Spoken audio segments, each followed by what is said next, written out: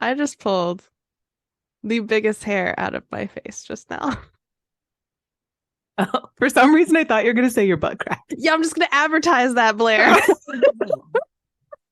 Yeah, you would not pull hair. Actually, What? We're friends. It's fine.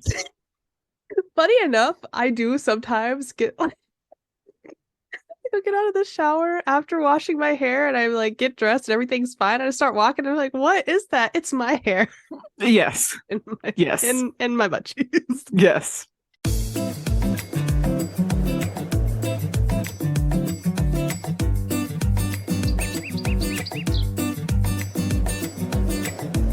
Hello, everyone, and welcome to the show. I'm Blair.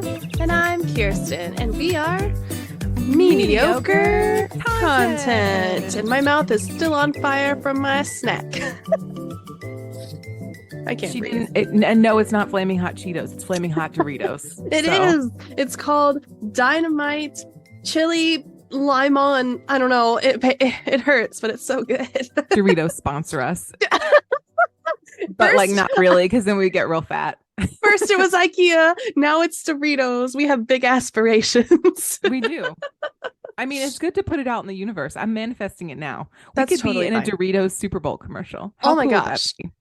Okay, I know this is not today's topic, but you have sparked questions in me, and so I'm going to ask them to you. Sure. Favorite Doritos flavor, and you can't say the original. Ooh. On the spot, go. No I mean, thoughts. okay, so like obviously Cool Ranch is a classic, right? It's a crowd pleaser.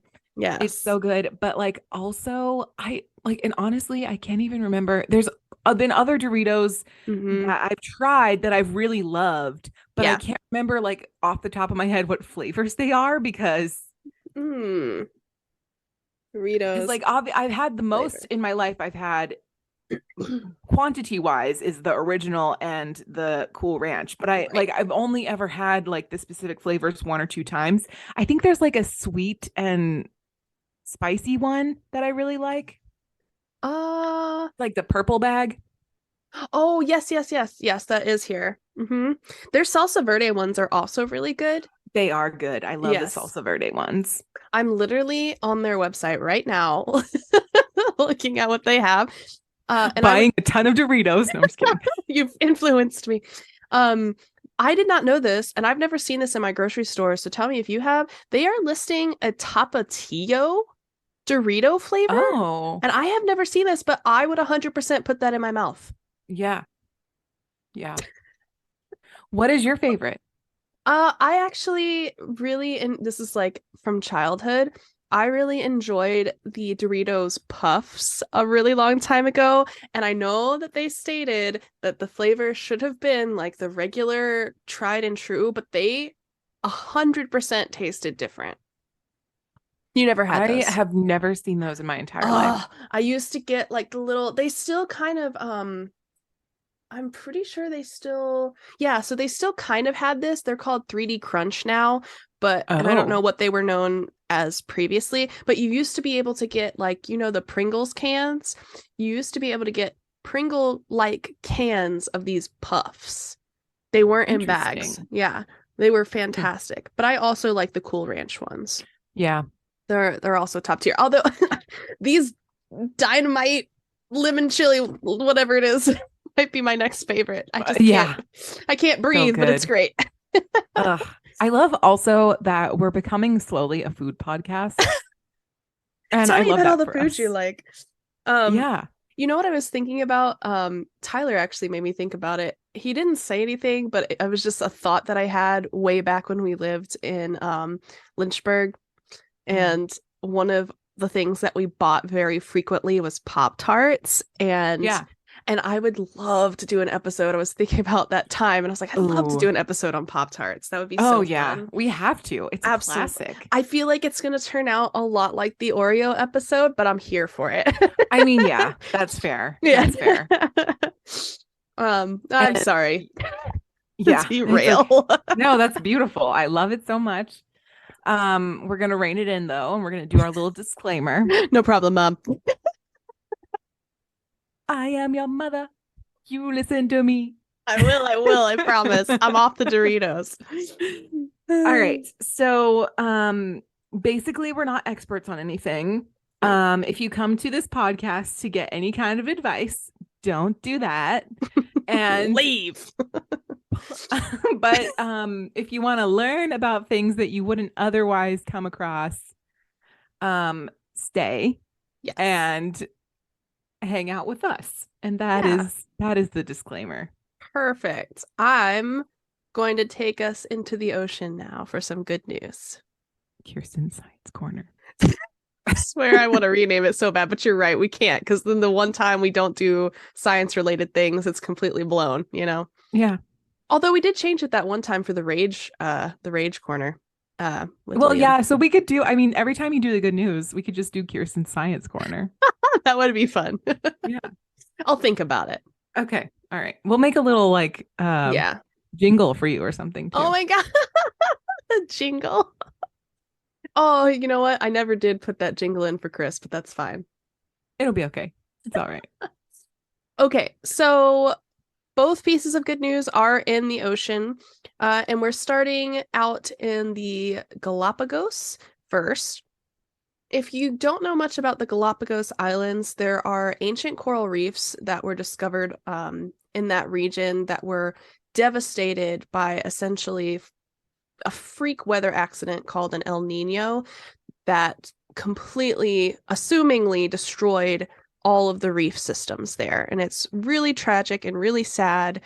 And if you don't know, coral reefs in general are one of the most biodiverse systems that we have. They've got different life forms of all shapes, sizes, and types, and they all form together to create this giant ecosystem in the ocean. And it's a huge deal. There's a lot of conditions that can make it really positive, and obviously a lot of conditions that can wipe them out. And that's a huge problem for those ecosystems. Yes. So the El Nino event took place between 1982 and 1983. And as I said, was thought to have essentially wiped this entire reef out in the Galapagos, with the Wellington Reef, which is just off the coast of Darwin Island, thought to be one of the few surviving remnants of this reef. However, scientists have now discovered extensive reefs in the middle of the archipelago and bringing hope that others may have also survived. So this is good news. Marine biologist Dr. Michelle Taylor from the University of Essex in England was part of the team that found these reefs, these surviving reefs, the first discovered in the Galapagos Marine Reserve since its creation in 1998. They are pristine. They have tons of life. A lot of the life that they cited specifically are pink octopus, batfish, squat lobsters, which is hilarious. Squat line. What? I'm not going to look it up. Feel free to do so. I'm doing it right now. I don't know if this lobster is just super fit and always hits the gym, but that's what it's called, a squat lobster. Absolute unit of a lobster. He never skips leg day. Okay. All right. So for the listener, a squat lobster. Rock lobster. Basically, so think of your regular lobster, because it has like the two big claws and then there's 6 other appendages. Mm-hmm. But the body, instead of being long and like almost fish shaped with the tail, it's actually just like a tick. So think of like a little tick, like a little seed tick body with like big ass claws on the front. I thought he was going to be swole. Turns out he's small. So that's unfortunate. He's a little boy. Mm-hmm. Oh, yeah. Well, now I feel like I've made him self-conscious. I really hyped him up there. We're just going to move on from the squat lobster. They also had a lot of deep sea fish, sharks, and rays, also very important to that ecosystem. And essentially, Dr. Taylor said that these newly discovered reefs have potential global significance, which are sites that can be monitored over time to see how pristine habitats evolve with our current climate crisis. So despite all of the things going on, even despite El Nino, there are surviving bits of this reef that are coming back to life and could potentially spread depending on how aggressive it gets. Of course, this takes time. They've only recently been rediscovered and seen as surviving. So it's a step in the right direction, but we still have a couple more steps to go. So makes sense. Good things. Sorry about the squat lobster. I feel like El Nino is a regular thing that happens. It is sometimes. There's also La Nina, which I believe is the opposite. What I'm thinking of. Yeah, okay. There's two. There's El Nino and La Nina, I believe. And I forget exactly what they are, and I believe they are also opposites of each other, if I'm not mistaken, in terms of a weather system. You'd have to look it up to be sure, but they are fairly devastating depending on, where they are. And humans have been affected by these as well. So I would also like to say this isn't just about, coral reefs. They're very important, but there has also been humans who have suffered through these weather systems as well. And you can look them up, and they're not super frequent, but they're frequent enough to be in the news. So if you're curious, it's like irregular weather. Absolutely. It's extreme. Okay. And we're going to stay in the ocean, for this next one. So one of the UK's largest seagrass meadows has been discovered off of the Cornish coast. This 887 acre or 359 hectare site was found in St. Austell Bay during an acoustic survey as part of the St. Austell Bay Blue Carbon Mapping Project, which is a mouthful. I also don't know specifically what this project is, but you can look it up as well. It might have something to do with the restoration of seagrass, but this is what's happening. Conservationists are working to restore these meadows, which sequester more carbon than rainforests. More carbon than rainforests. Okay. I like that. I don't know how many people know the size of rainforests these days, but go look that up and then come talk to us about seagrass. They're huge in the ecosystem. As well as being a carbon sink, the newly discovered site is home to an estimated 122 species of plants and animals, in this case including scallops, seahorses, and pipefish. The discovery of extensive surviving seagrass beds in St. Austell Bay is very exciting, says Abby Crosby, who is a marine conservation officer for Cornwall Wildlife Trust. And she said that they look forward to collaborating with wide ranges of people, from local residents to marine business and government organizations, to assure that these are protected because of their influence. They're like essentially like coral reefs. They're very biodiverse. There's a lot of life there, a lot of good things happening. And then also, the whole carbon thing. It's kind of important in today's. I don't know if we're harnessing that or if it just produces it and it just stays in the water. I don't really know what the effects are with that are, but still an important factor to consider when you're conserving these, and now to find them, really great news. Totally. So now you can come up for air and we'll go to the real episode content. Did you like that? Which is like the exact opposite. We're going full modern. All right. Moving along here. So today, as you know from the title, we're talking about Instagram.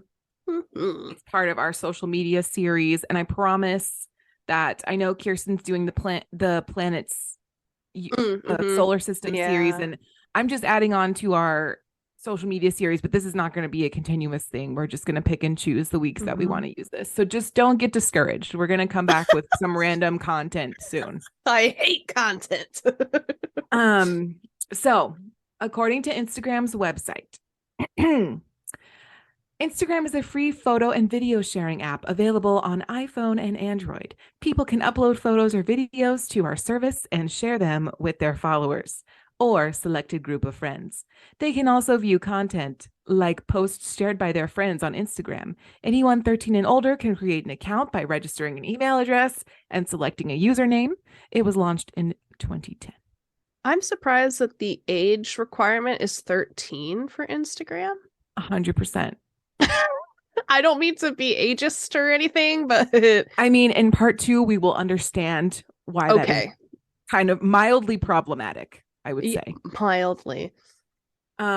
So we're just going to dive into some statistics that have to do with Instagram. So there are 52.2% of men, on Instagram total, there are 52.2% are male, and then 47.8% are female. What?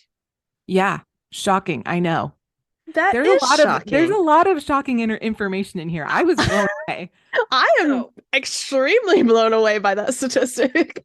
So Instagram has over 1.22 billion monthly active users. Insane. And just to recap from our last episode where we differentiated between million and billion, 1 billion or 1 million with an M, 1 million seconds is about 11 days. 1 billion seconds is about 31.5 years. So yeah, there's a ton of people on Instagram. Do you know what they consider? I mean, they might not have said, but do you know what they consider like active? Is it like a post a day every week, or what do they consider active? So at least once a month. Once a month. Okay. Yeah. Okay. At least once a month. Monthly active users. Okay. So they post at least once a month. Okay. Yeah. 78% of Instagrammers are under 34 years old. Oh, that's me. That's me too. Barely. The average age group is 25 to 34. The largest demographic on Instagram, attributing to 31.7 of the total Instagram population. That checks out. Yeah, I would say. I feel like old people have Facebook. Millennials have Instagram. My cat just rubs against my leg and freaked me out for a second. I hate it when they do that. Hello. Like, oh my God, something's under the desk. Surprise, it's me. Oh, poor baby. He's just trying to cuddle. Of course, he just sat down like right in front of my feet. So if I didn't know he was down there, I would kick him by accident. They do it to themselves. I know. All right. And then, so Instagram is used by 25.31% of the world's population. That is a quarter of the population is on Instagram. And that is of the world. Insane. That is insane. Isn't that wild? It is wild. Daily active users of Instagram stories, there are 500 million. Which is still a big number. Stories, yes. And 87% of Instagram users live outside the United States, which I think is shocking. That is shocking. Yeah. So the highest number of users on Instagram is India. But I mean, they have a giant population, though. India is really big. That's fair. And like social media is banned in China. So like, nah. But I was going to say, yeah, you know that what would I mean? be my like next China guess. Yeah, right. So they have weird social media laws over there. Yeah. So India is 230.5 million people on Instagram. The US is 159.75 million, and Brazil has 119.45 million. Brazil being the third. Yeah. That is also surprising. Well, so just population size? Well, I think this is my own personal theory. I did not research this at all. I think it's because Brazil has a really like usually Miss Universe is very beautiful and comes from Brazil, right? That's fair. So they have a very big emphasis in their culture on like outward beauty. They also have a big fitness culture. So they probably do a lot of those kinds of like reels. And there's also plastic surgery and stuff like that.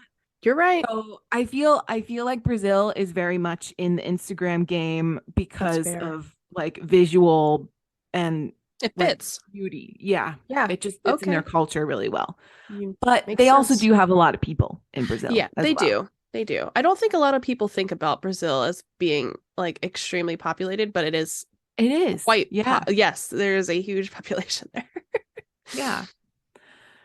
So Instagram's user growth is forecasted to grow slightly to 5.47%. So to grow 5% roughly in 2023.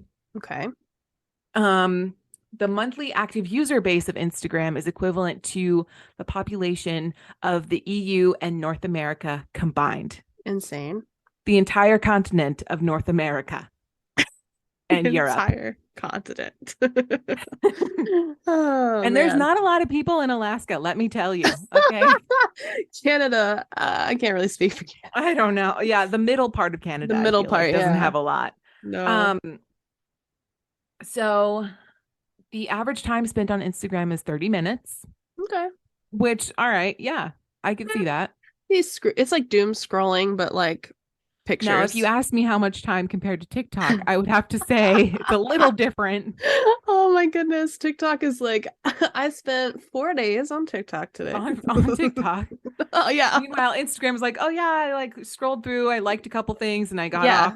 TikTok is like, I have been here for 84 years. It really is. That reference is so useful in so many ways. I know. 21% of users log in weekly and 60% log in less often than that. 38% of users log into the platform multiple times. Interesting. And 70% of the people watch Instagram stories daily. I do not do that. I don't either. I have a few people that I'll like click on it if I see that they have one, but it's not like no. Yeah. 71% of the content on Instagram is photos, obviously. But let's see, there's another one in here. We'll get to it.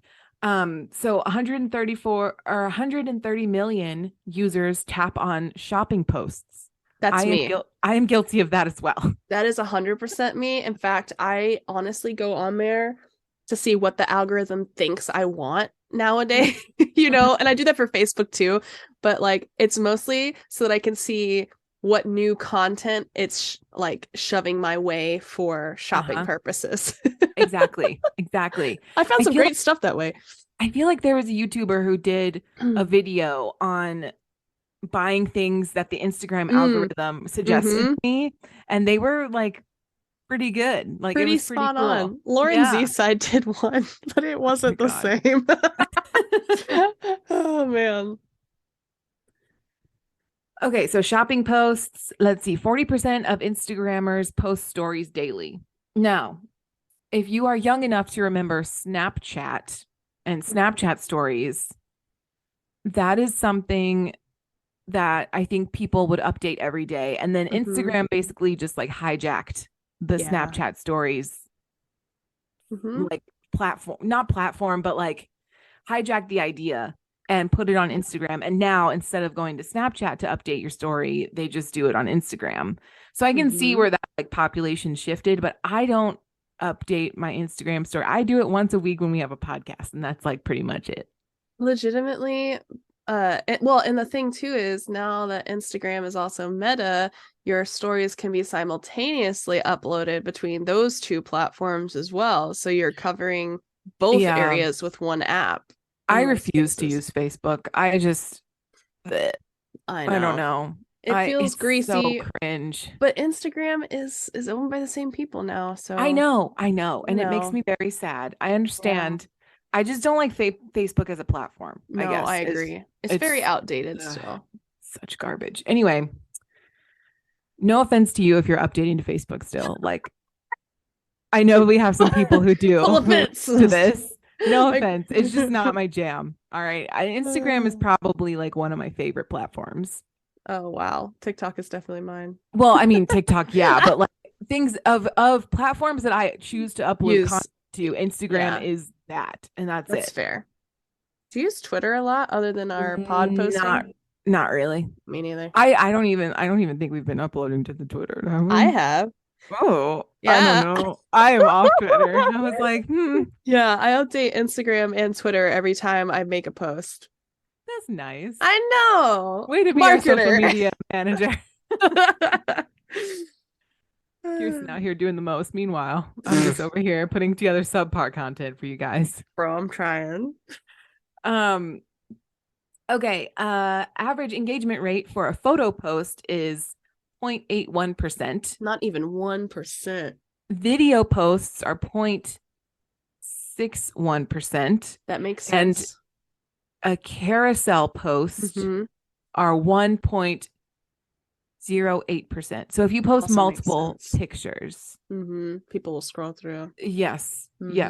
which is good to know if you're like into this. Yes, very good to know. Highest Instagram Reels engagement rates are obtained by Instagram accounts with fewer than 5,000 followers, reaching up to 3.79% on average. So if you want engagement, you better be posting to the Reels. Absolutely. And maybe TikTok, but that's neither here nor there. Or YouTube Shorts. Or recycled TikToks. Reels get 22% more interaction on Instagram than the standard video post. And everyone was really upset about that when it first happened. Why? Because I remember when they switched over to Reels and like everyone was complaining, or at least the influencers that I follow was complaining because they couldn't get any engagement unless they posted a reel. Oh, that is stupid. All of their like regular photo posts were just bombing. Ugh, that's unfortunate. Yeah. That's meta though. I know. So Instagram has seen an 80% increase in the time users spend watching videos on the platform, obviously, because people don't want to migrate over to TikTok because they think they're going to get hacked. Meanwhile, I mean, or that's all the content there is now because they do so well. So it's population bias because there's more video content than there is photo content. That's true. Also, let me just get it out here. If you are watching TikTok Reels, or not TikTok Reels, Instagram Reels, if you are watching Instagram Reels, you are behind. Okay. You are not current at all. Shout out to Philip, who sends me old Instagram Reels that are old TikToks I saw a week ago. I'm so happy that you're sending me these things, but also you need to know you're behind. I'm sorry, Philip. She's just blasting you out there like that. I can't help it. He does. And I'm just like, oh yeah, I do this, or I just don't respond and I feel bad. I'm okay. If you're going to out your brother, I'm going to out mine. Chris continues to send me Facebook videos via Messenger that are also recycled TikToks. I love you, Chris. I do watch them, but it is funny that some of them are literally TikToks and he uses Facebook Messenger to do it. And I love that. He's like, you know what? No, this is my platform and dang, I'm going to use it. I love it. Wow. Good job, Chris. He's just out here being old. Oh my God. That? He's going to be so offended. He's younger than I am. He's acting like he's old. I'm just saying. Chris, you need to get with the times, I guess. I don't know. Talk to Blair about it. That's right. Or talk to Philip. Y'all can collaborate. Yeah, exactly. Get current. Y'all are supposed to be hip and young. Meanwhile, won't even get TikTok. Come on now. It's the older ones like us. I know. The older sisters. Ugh. All right. So a total of 4.2 billion likes occur on Instagram each day. Okay. Not surprising. Seems good. Yeah. Longer captions get better engagement. That is surprising. I know, because I hate a long caption. I'm not going to sit here and read your novel. This is not the place for your novel, Becky. Like, publish a novel in the caption. Like, don't. I'm not going to read it. I definitely do not either. On average, 10.7 hashtags are used in an Instagram post, which is a lot of hashtags. Look, if you want that engagement, you have to. Honestly. I mean, great. I think that's wonderful. I try to put at least 3 to 6 on ours, and we've actually reached some other accounts by doing that. Yeah. So we should. Okay. Yeah. Right. So it does work. Yeah. It's incredible, but it is a lot. It is a lot. Oh my God. Okay. Well, keep that in mind if you're trying to grow a platform like us. Yeah. Instagram has 58% more engagement per follower than Facebook. See? Not surprising. See? All right. 2 billion people interact with Reels every month.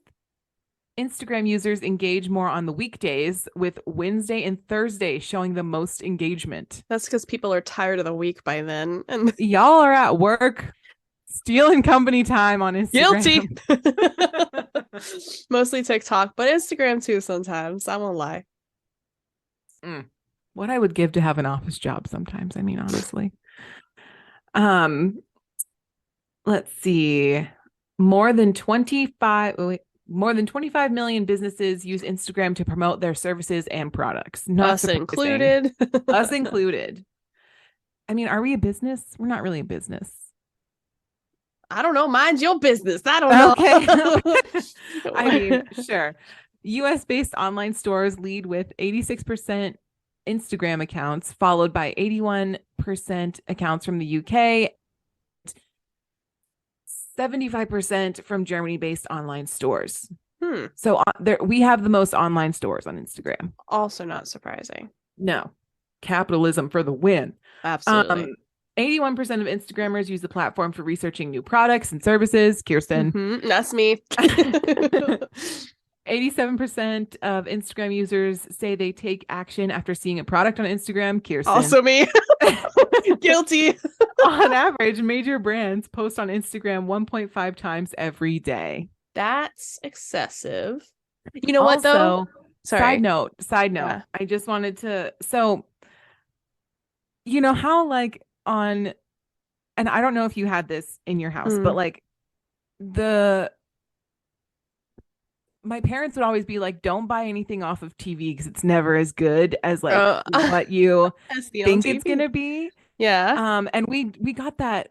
Philip just brought this up to me the other day. We got that it was like I mean, it was a really popular commercial, and it was like a rainbow painting. Oh my gosh, yes. You know what I'm talking about. I do know what you're talking about. The 3 colors, and you wipe the little brush on it. Yes, and you can make rainbows. You can make rainbows or like many different colors all at the same time, and it like looked really magical on TV, and we got it and it was garbage. Oh.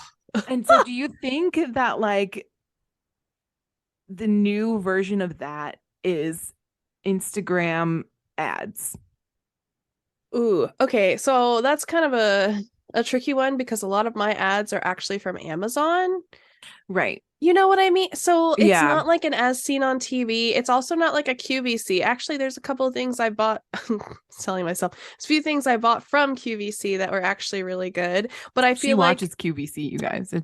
It's a thing. I also watch jewelry television. Anyway, but I bought a couple of things from QVC before, and they've all turned out really well. And I would say that that's kind of like the TV version of Amazon almost, where you should 100% still check the reviews and you should 100% still trust the place that you're purchasing from. But I do get ads from like off brands that I've never heard of that looks like things that I would buy, but if you look it up, the reviews are terrible because it's just a scam essentially. So I think, you know, you just have to be mindful of where you're buying it from, where it's coming from, even on Amazon, and just read the reviews, which we did not have access to in those days, just by the way. Like if you were sitting in front of the TV and you saw like those straw bubble things that you could blow up, you know, like it was terrible, but you didn't know that because you have nowhere to look for reviews on it. But now we do. And that also, was a long-winded version. You are so right, because so it's not the same because you can find out, you have more information to find out. I think so. If you want to look up the product that I was trying to very poorly describe, you can just type in rainbow art toy early 2000s and it'll show you the infomercial. But I think it's just called rainbow art. I don't know if it's like I think that's right. I think that's what it's called. It is. Did you also have like those giant art kits that had like the crappiest markers, pencils, and paints, but you loved it and would like cart it around everywhere? Yeah. And I'm pretty sure Philip and I destroyed a few things with all of those crappy markers. Absolutely. Okay. Let's see. Where were we?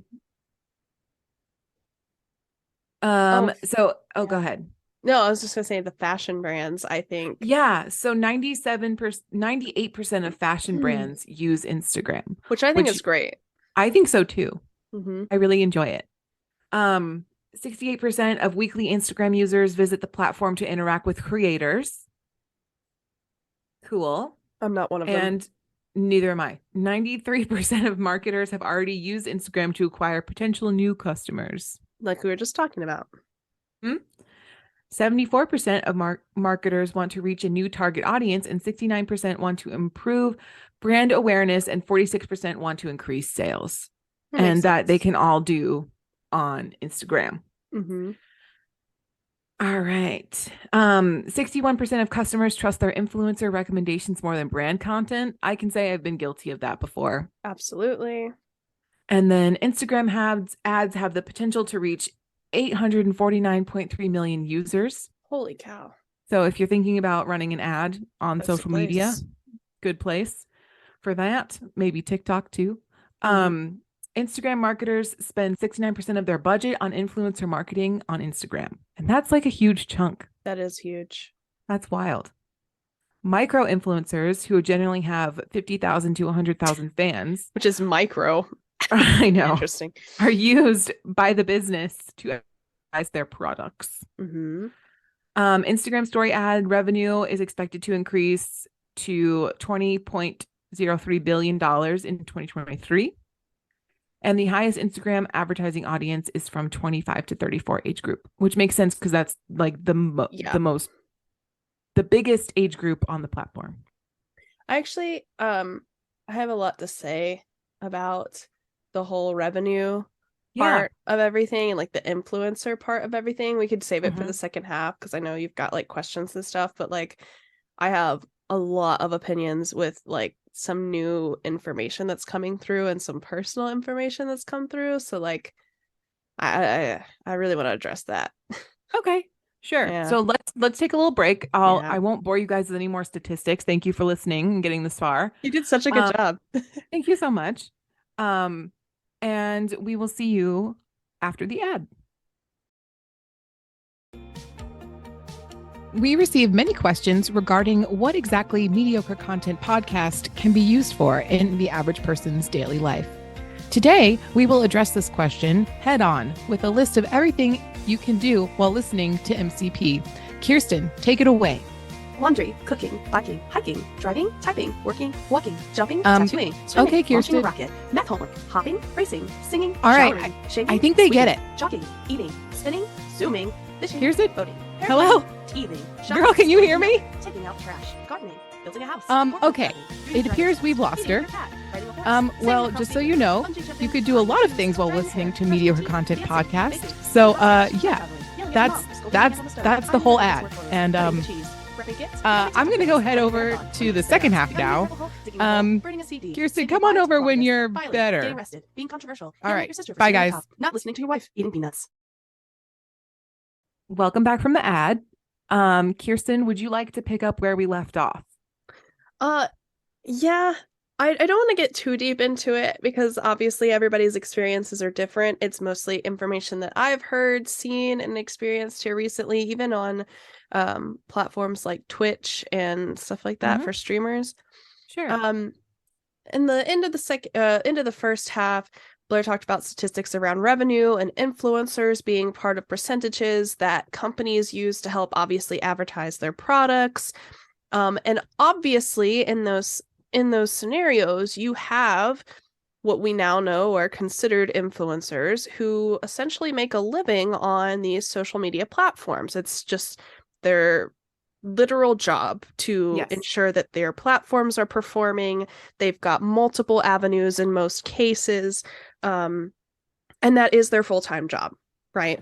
Yes. That's how they pay the bills.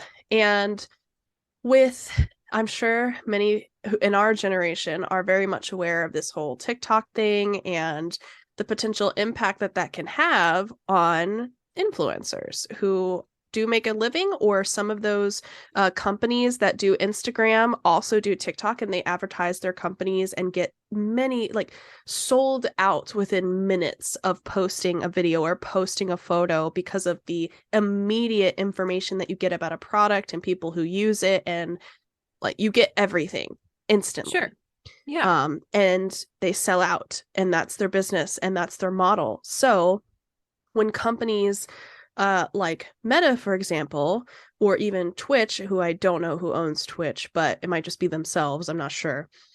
But here recently, there has been lots of controversy over these companies who are essentially changing the percentage, eliminating percentages, or like making it extremely difficult for people who have been in these platforms and spaces for a really long time, making a living off of these platforms and spaces. They're essentially cutting their income on these platforms. But then we see these growth predictions for the actual platforms, and you're like, something just doesn't add up, right? Sure. Yeah.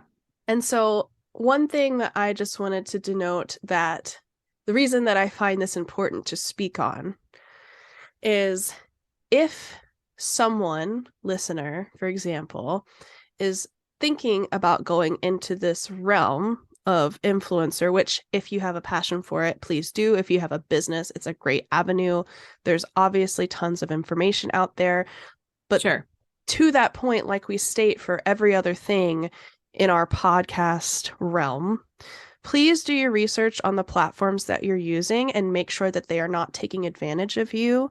Because even Twitch recently went from like a 70-40 or 70-30 split to a 50-50, which is that's a huge cut for people who make a living off of their advertising, their literal, essentially 9-to-5 job. Yeah.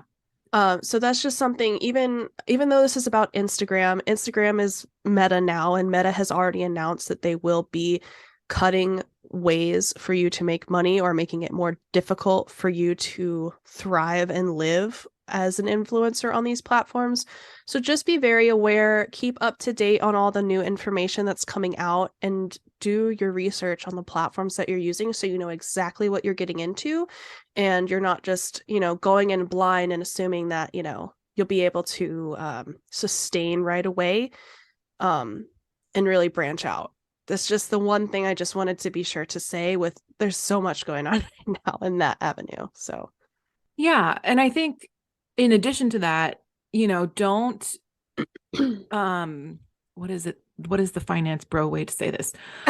Diversify your assets. Absolutely. Right? So if don't solely dump your eggs in one basket. Not that we're like, honestly, at this point in our internet career, we're really not making any money at all.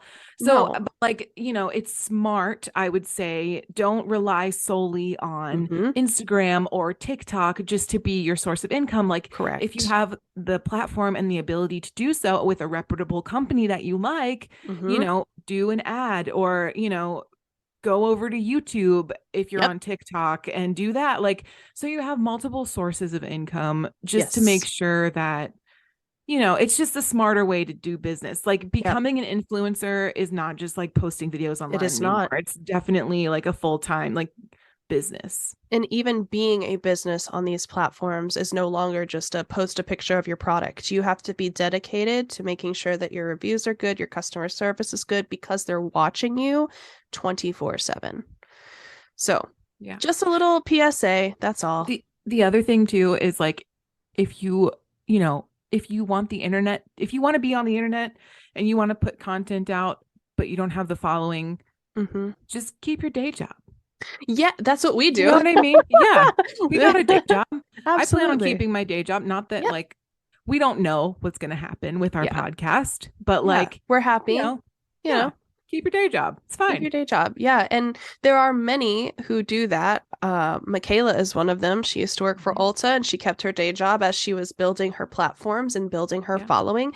And Christine of Simply Podlogical. Absolutely. She started small, and that's just what happens. You start small, and as your following grows, you start becoming a little more expanded, and that requires more work. And then it really does become a full-time commitment. So just be aware of that too.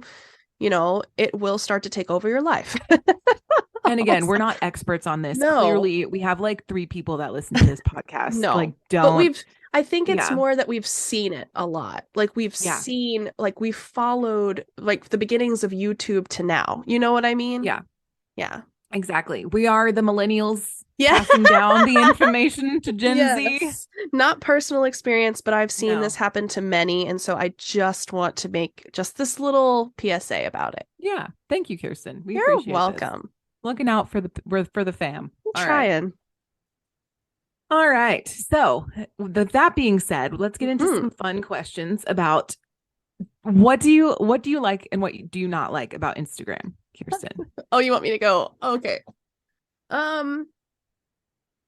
Well, I feel like I said this in the first half, but I use it for shopping purposes. I'm not gonna lie. A lot of the things that I follow are shopping related. So I don't like, obviously I have friends that I follow or follow me back, and I like keep up to date with the majority of their life and events. Yeah.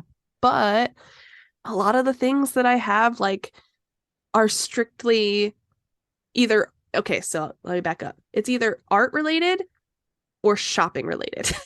Okay. And those are the two branches I go down. And that is what I like about Instagram, is that you can essentially have all of those collectively in one area to access at any one point.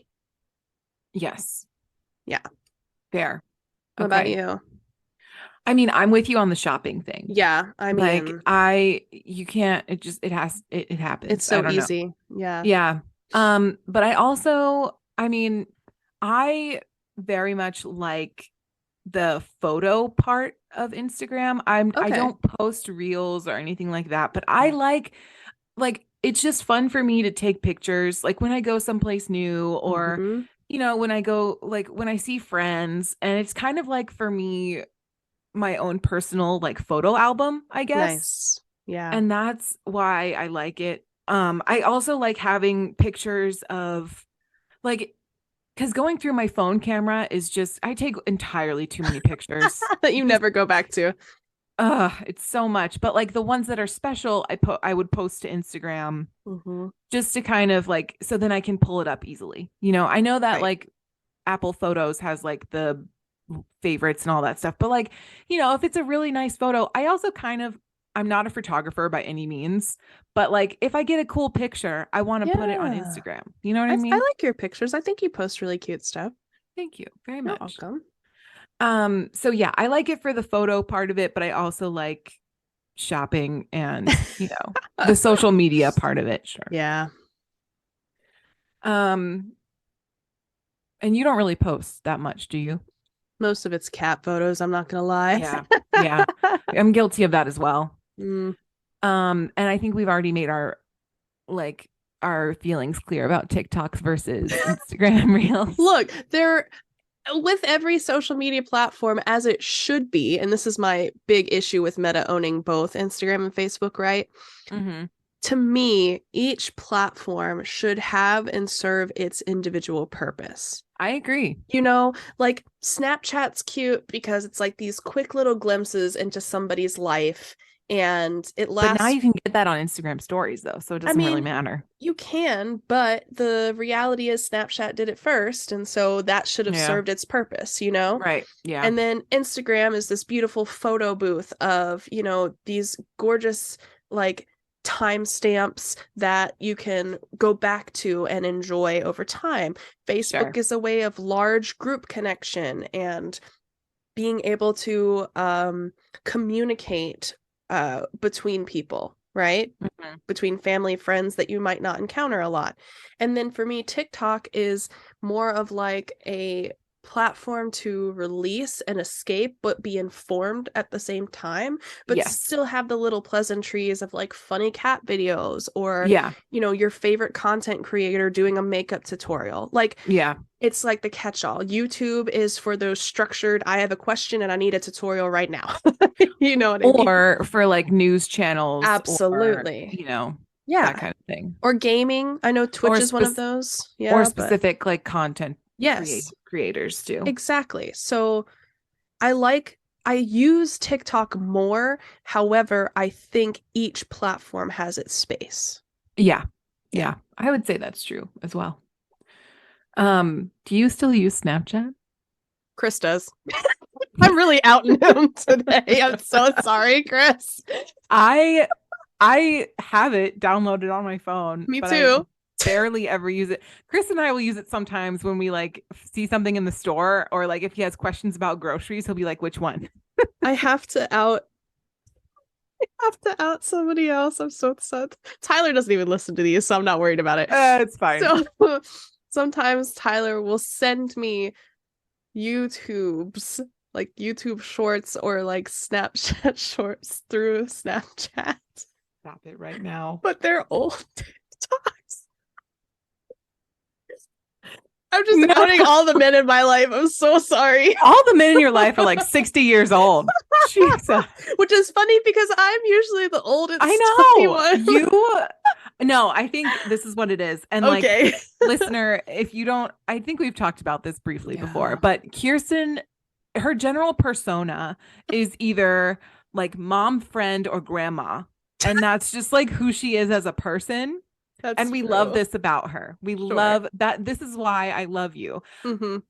But I think that we're learning that there's a facet of your personality or your like being that you are actually your age. I am even a little bit younger when it comes to tech.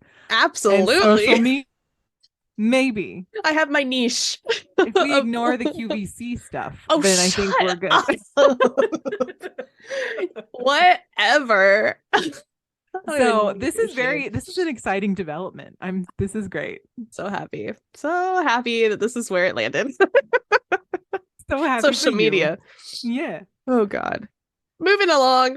Yeah. Okay. So what I have for you guys is so there was a study done at the University of Singapore, and we're just so everybody knows up front, we're going to talk about Instagram and the effect it has on social or self-esteem / social anxiety. So potentially a little trigger warning. Yeah. So just, if you don't want to hear it, we'll see you next week. Okay. Yep. Bye.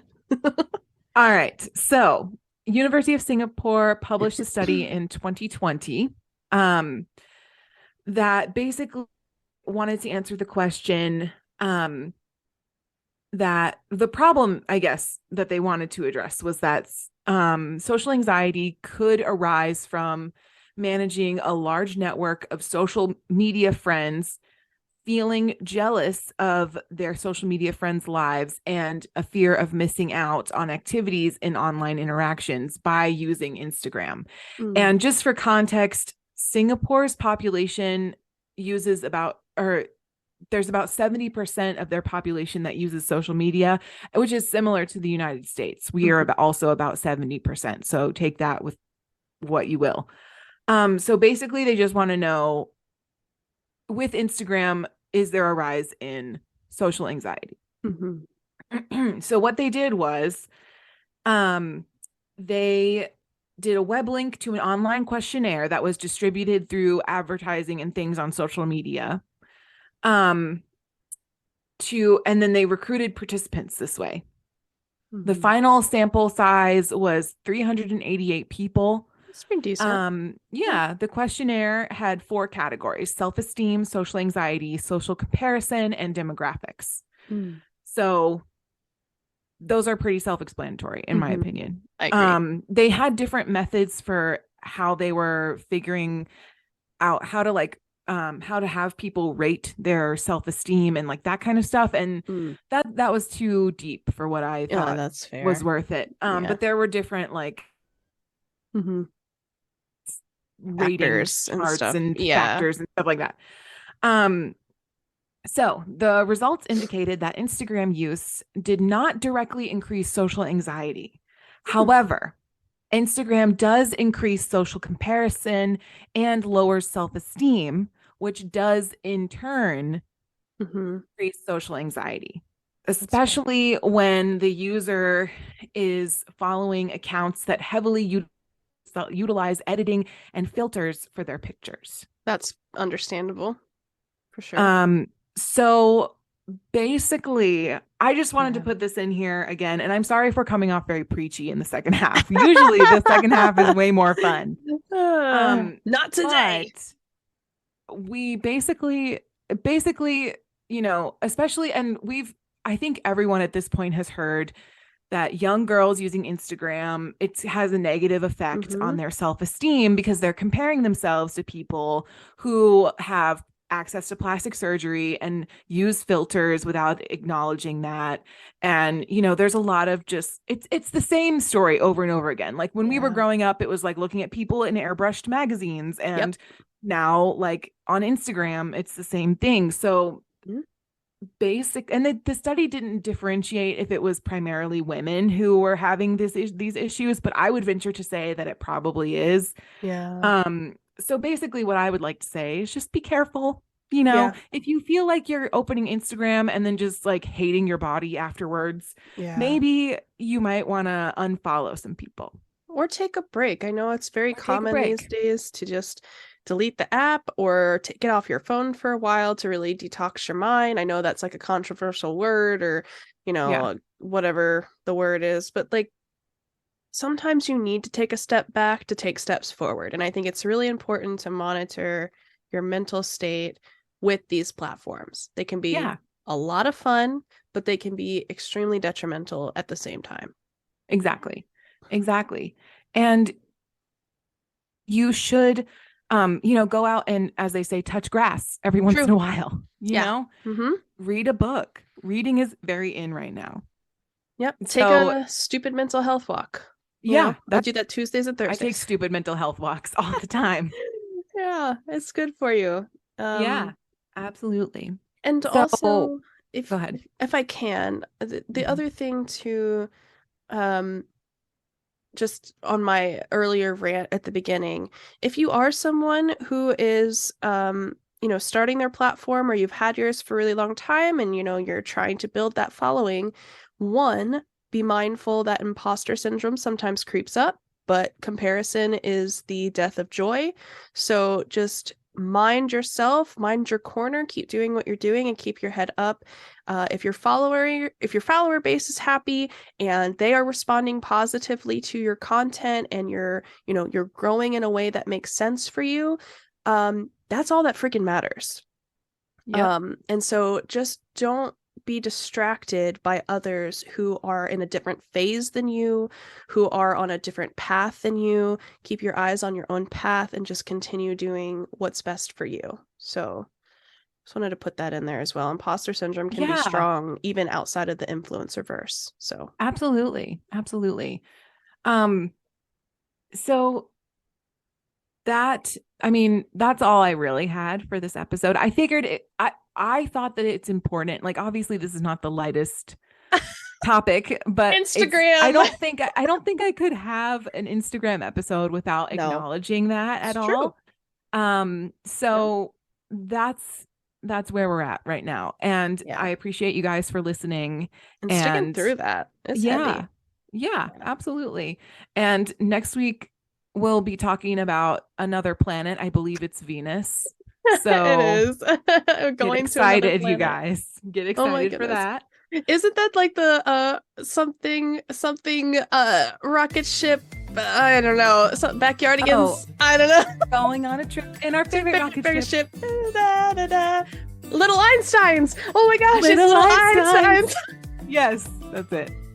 I have little brothers, so I have full, like, I'm totally comfortable knowing that. Yeah, no, it's great. I know that, and I have no children in my life, so who's a weirdo now?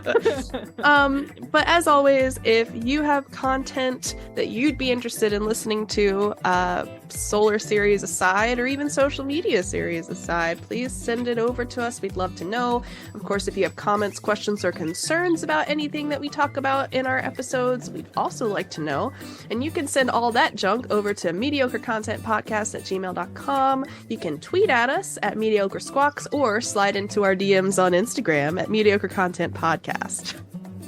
Rate us 5 stars for being your being your podcast moms. Absolutely, and I'm so happy to be here about it. Yes. But we'll see you in space next week. Yeah. Cheers. Cheers.